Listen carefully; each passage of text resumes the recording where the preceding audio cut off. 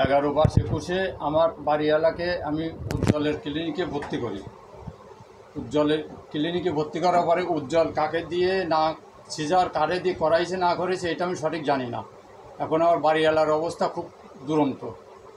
বিশেষ করে ওকে সিজার করার পরে ওর ভিতরে যে ময়লাগুলো না এগুলো বের করে না উজ্জ্বল, বের করে না। বের না করার পরে 1 সপ্তাহ পরে যখন আমি বাড়িওয়ালাকে সেলাই কাটতে পাঠালাম, সেই সময় আমি দেখলাম যে ওর মুখের থেকে সেলাই খুলে মুখ হা হয়ে রয়েছে, সেলাই জায়গা হা হয়ে রয়েছে।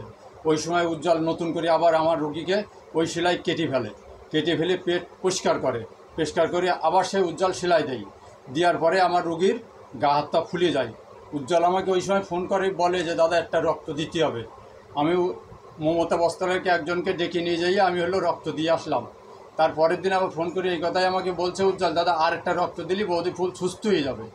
এইবার ওই সময় আমি সঞ্জুকে ডাকি নিয়ে আমি আবার রক্ত দিয়ে আসলাম।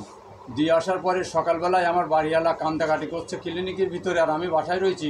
সময় বাড়িওয়ালা ফোন করে এই কথাই বলছে যে আমাকে তুমি একটু দেখে যাও। সেই সময় আমি মোটরসাইকেল নিয়ে হন্যের মতন ছুটে যাই ক্লিনিকে। ছুটে যাওয়ার পরে যাই দেখি যে গা হাত পা সাদা হয়ে যায়। ওই সময় আমি কী করবো, আমার আশপাশে কেউ নাই, আমার বলতে বাংলাদেশে কেউ নাই। আমি তাড়াতাড়ি আমার ভাই মিঠুন আছে, মামাতো ভাই ড্রাইভার, রুগী বের করে নিয়ে যাবো, তার জন্য আমি মিঠুনকে ডাক দিলাম।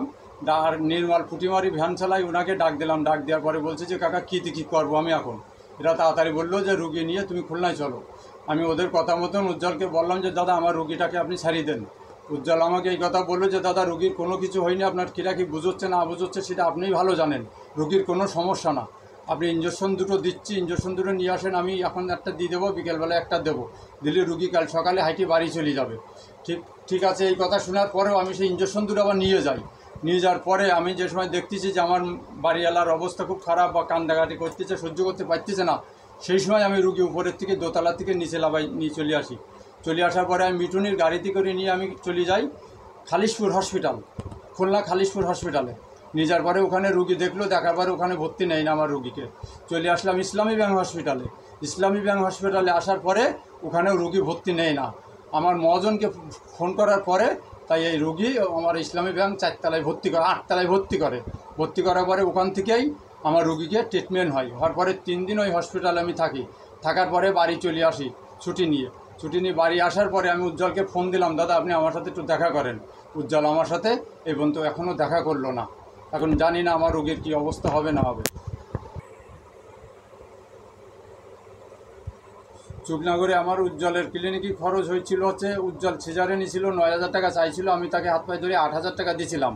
তারপরে যেভাবে বলবৎ আবার বেড়ে গেল, আবার যেভাবে সেলাই কাটতে পাঠানো হয়েছিল, তারপরে যেভাবে রক্ত নিল ইতি করে আমার আর 1,600 টাকা গিয়েছিল।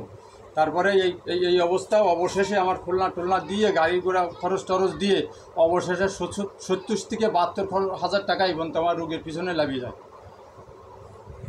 এখনও পর্যন্ত উজ্জ্বল আমার সাথে একটু দেখা করলো না, আমার রুগীটার একটু চোখে দেখাও দেখতে আসলো না। এর জন্য আমি মনে করি যে দায়ী সম্পূর্ণ মনে হয় উজ্জ্বল। দিদি আমার টিভি রক্ত ব্যয় করতেছে, তা আমি মনে হয় না আমার তোমার দাদারই কম, আমার এখান থেকে নিয়ে যাবো, আমি বললাম আমি বাঁচবো না। সকালবেলায় যে সময় যেদিন আমাকে ছুটি দিয়ে দেবো ওই সময় আমাদের বাড়িওয়ালা ফোন করে বলতে চাই কথাটাই যে আমি হয়তো বাঁচবানে না, তা আমার একটু দেখে যাও, কারণ আমার যে কাজে টিভি রক্ত ফুস বের করতেছে, তা আমার তো খুব অবস্থা খারাপ লাগতেছে, তা আমার একটু শেষ দেখাটা দেখে যাও। এ কথা আমার বাড়িওয়ালা আমার ফোন করে বলে। তারপরে তাই আমি রোগী ওখান থেকে বের করি যাই। আপনি কোনো পদক্ষেপ নেবেন কিনা আইনগত? এই পদক্ষেপের বিষয়টা তো হলো, দেখা যাচ্ছে যে উজ্জ্বল আজকে আমার সাথে এই করেছে, কালকে তো আরেকজনের সাথে এরকম হতেও পারে। এর জন্য আমি বলতে চাচ্ছি এইটা যে যেটা করলে ভালো হয়, পরবর্তীকালে এরকম কোনো ভুল যাতে না হয়, সে ব্যবস্থাটা নেওয়া ভালো।